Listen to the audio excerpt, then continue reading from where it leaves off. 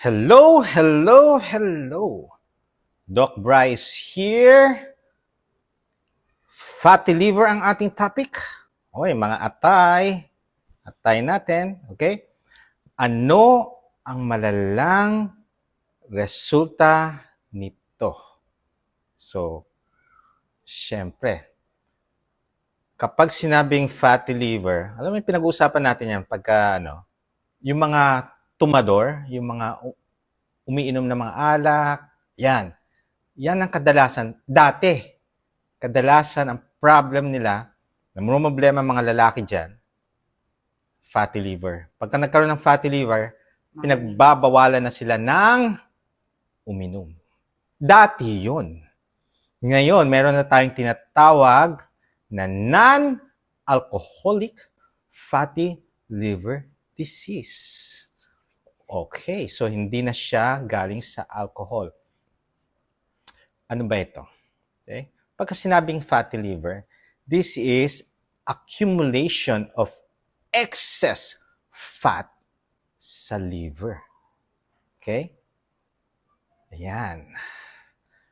Kapag hindi natin inayos ang ating lifestyle, okay?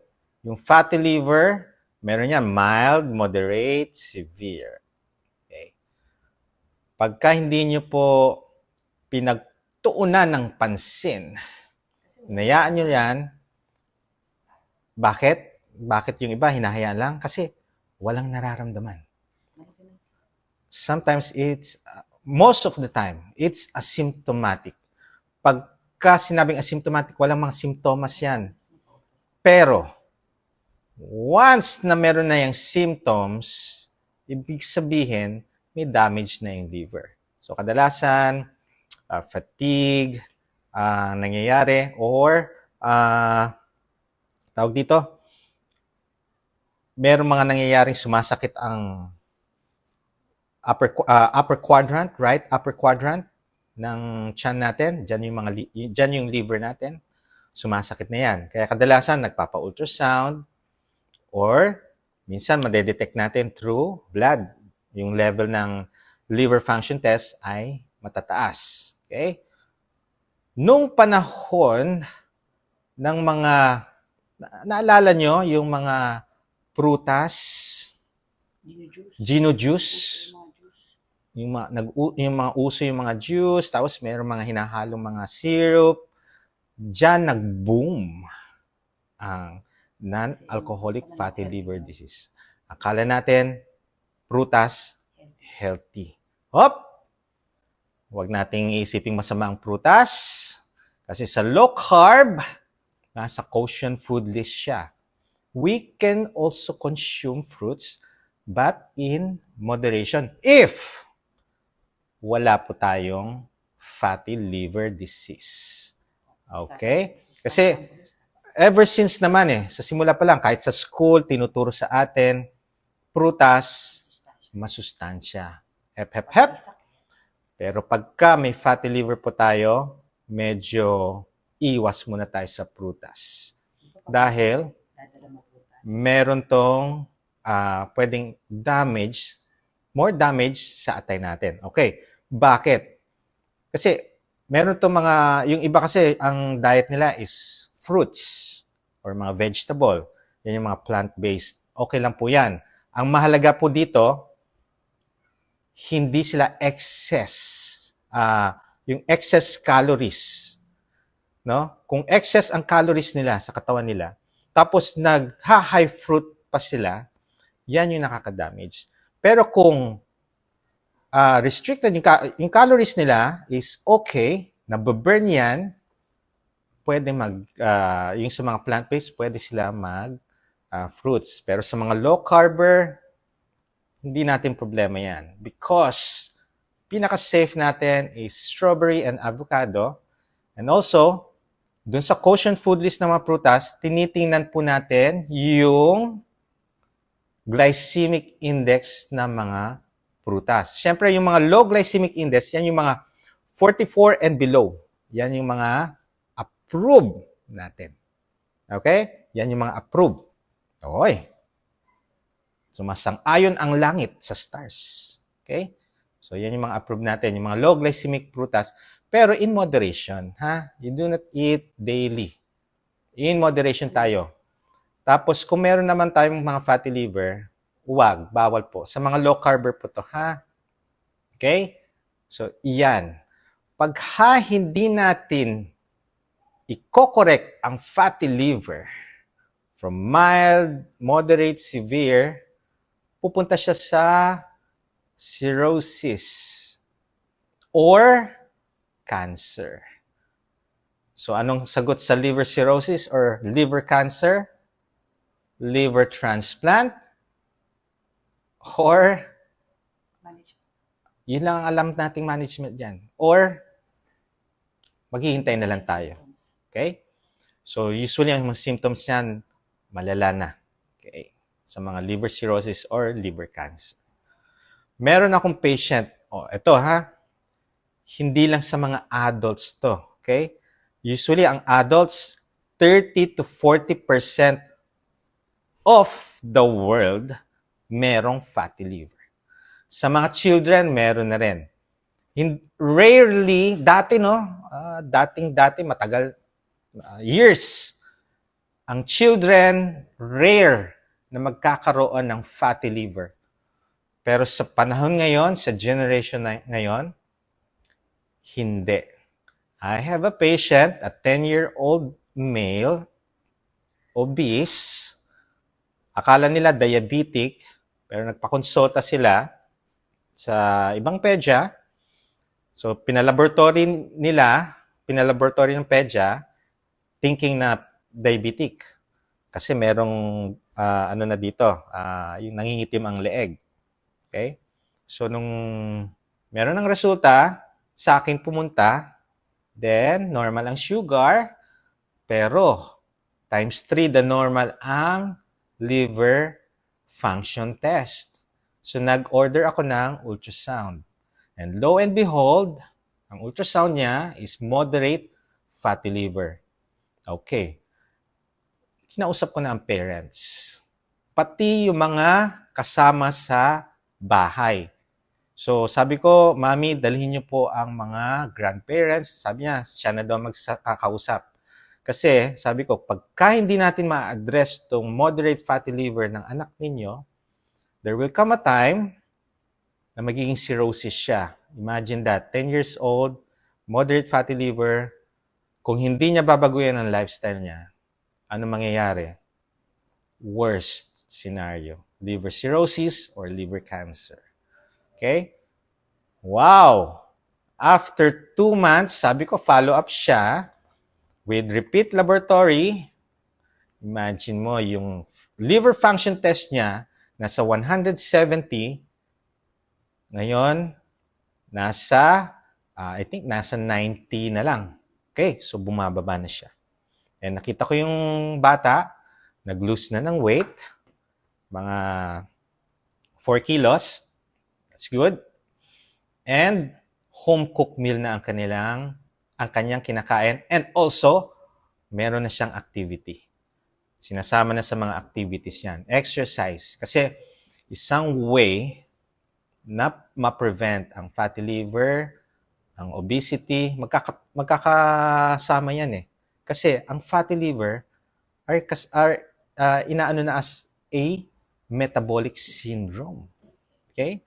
Ang fatty liver ay dahil sa insulin resistance. Bakit ko nasabi yon? Our body makes fat because of this high-carb environment.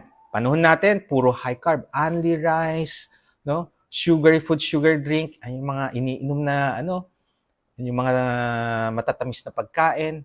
Wow! So, kaya tumataas ang triglycerides natin. So, triglycerides are fats. Usually, ang nakikita sa fats sa liver are mga triglycerides. Okay? So, pagka nag-low carb po tayo, decrease ang carbohydrates, decrease din ang triglycerides. Okay? Kung hindi natin babaguhin ang ating lifestyle of eating too much high carbs, eating too much sugary food, sugar drink, fatty liver ang mangyayari sa atin. Okay? Insulin stops fat burning.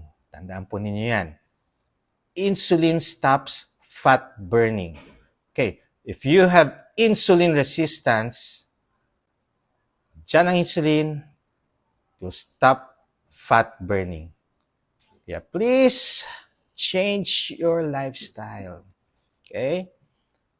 Proper nutrition, the low-carb nutrition, do fasting, be active.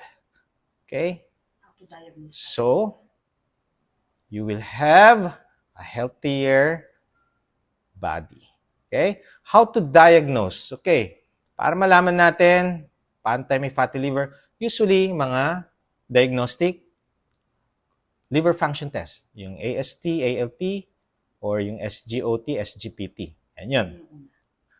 Pagka matataas yan, magpa-ultrasound. Kasi mas specific yung mga ultrasound, CT scan, MRI, makikita agad yan kung meron tayong fatty liver.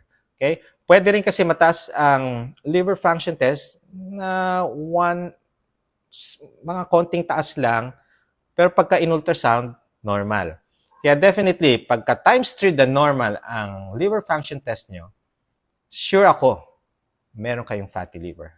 You just don't know if it's mild, moderate, or severe. Okay? Oh, pabati muna tayo.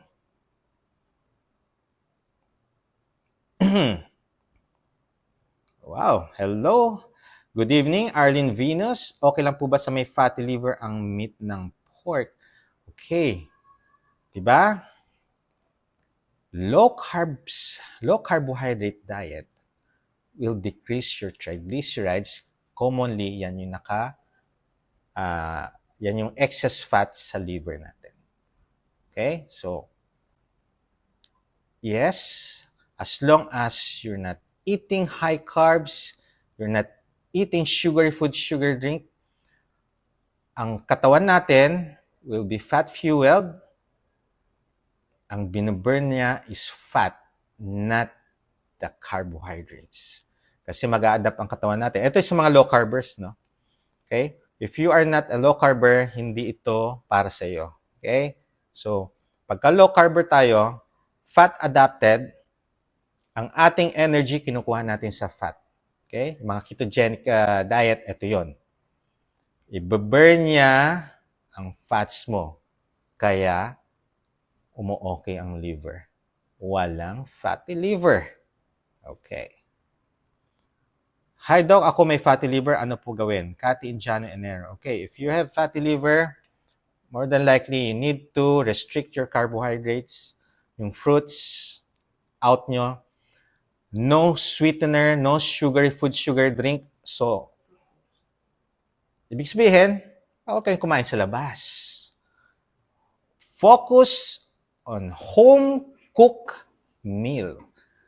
Okay? Home-cooked meal, syempre, salt and pepper ang mga condiments. Wag na po muna kayo wag na kayong gumamit ng mga additives, mga may preservatives dyan. Wag na. Okay? Isanayin nyo yung sarili nyo na kumain ng healthier meal. Okay? Good evening, Nick Fefeder. Good evening, Guy Maniego from Dasma, Cavite. Safe po ba kainin yung aliges ay, ano to? Ulo ng hipon? Yes, as long as you are not eating high carbs. Okay? Okay lang yan. Good evening, Legit Abangers from the Makati. Yes, Junleo Mejos. Hello, hello, hello. Okay. Bagal ko daw, Roberto. Okay, sige. Samahan mo akong tumakbo. Tingnan natin kung gaano kabagal ako. Okay? Sumali ka sa mga triathlon para malaman mo kung gaano kabagal si Doc Bry. May light fatty liver ako, so it's mild. Minom ako ng glutathione. Fasting, low carb po ako. Nagpapalaboratory ako po ako, nag-normal na po result, wala na ako fatty liver, need lang talaga sundin ang tamang pagkain. Yes, actually, there's no, walang medication ang fatty liver. You just change your lifestyle, makokorek yan. It's because what we put inside our body that causes problem sa organ natin. Ito specifically sa liver. Okay? Marami na po akong patient who have 170s ang mga liver enzyme na kahit na uminom sila ng mga supplements to help the liver, hindi bumababa. Okay? Pero once na nag-lifestyle change sila, inayos nila yung kinakain nila, they're doing fasting and they're exercising, bumababa ang mataas na liver function test. Until after, I think after 6 months, normal ang liver function test. Okay? Good evening, Amelia Rios. Good evening, Miss Chuchu. Doc, ano magandang gawin or number 1 iwasan pagka may problem po sa gallbladder na non-low carb po siya? Thank you. Okay, pagka non-low carb, no? Ano yung problem sa gallbladder? Is it stones? Well, kung may kidneys, kung may gallbladder stones yan, malaki na, wala na tayong magagawa doon. Okay? Ang malaga dyan is proper nutrition, eat real foods, huwag nang kumain sa labas, yung mga processed, mga fast food, iwasang kumain yan. Alam niyo naman processed food. Of course, more so yung mga sugar food, sugar drink. Iwasan na yan. Do fasting. Pwede naman sa mga non-low carb, mag-fasting. And also, incorporate exercise. Even though it is 20% of your health, it still burn yung extra calories nyo dyan. Okay? Sila ang nagbe-burn yung exercise. Pero kung fasting, mas nabe-burn ng mga exercise kasi konti lang yung calories niyan na nakakain kung nagfa-fasting. Okay? Mag-message si Miss Chuchu kung magkikita sa Cebu. Ay, Miss Chuchu, mag-message lang po kayo pagka nasa Cebu na kami kung gusto niyo makipagkita. Okay? Sa Sunday po, 2 p.m. Hi Doc, ang seaweeds and gnocchi po ba? Okay lang po ba? Yes. Kasi bihira naman, no? Hindi naman ganun kadami yan. Sige, okay lang po. Good evening po, may fatty liver po ako. Bawal po pala ang fruits. If may fatty liver, out ang fruits. Charisma Enriquez. Siyempre, hindi ko sinabing out forever. Okay? Once na nag-normalize, nasa Quotient food list naman ang mga prutas. I-review nyo po yung food list. Nakapin po dito sa official page. Go to the Quotient food list. Tingnan nyo po. I-browse po ninyo. Okay? Pagka Quotient, in moderation yan. Hindi yan everyday. Okay? Good evening, Doc. Pwede po ba uminom ng barley pag naglo-low carb as long as it's natural? Yes. Walang creamer or walang sugar. Ano po pwede na prutas sa may fatty liver? Strawberry and yung mga berries and avocado lang. Esther Ruth, good evening. And of course, syempre, yung mga fruits na yan, pang tanggal lang ng umay. Okay? Pantanggal lang siya. Hindi siya meal. Okay. Good PM po, Doc. Ngayon lang ulit nakapanood ng live from Lawag City. Naimbag nga rabii, Sir Jimmy Lagura.